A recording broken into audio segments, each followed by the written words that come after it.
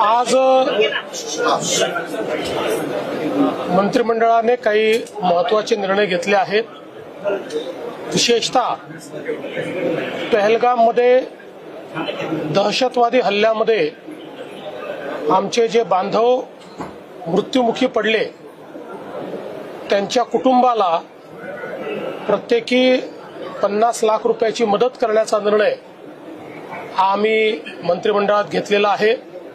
याच सोबत ज्यांच्या घरी शिक्षणाचा प्रश्न आहे तो शिक्षणाचा प्रश्न सोडवणे, ज्यांच्याकडे रोजगाराचा प्रश्न असेल तर त्यांच्या पाल्यांना शासकीय नोकरीमध्ये त्या ठिकाणी नोकरी देणे, अशा प्रकारचा निर्णय देखील राज्याच्या मंत्रिमंडळाने आज घेतलेला आहे।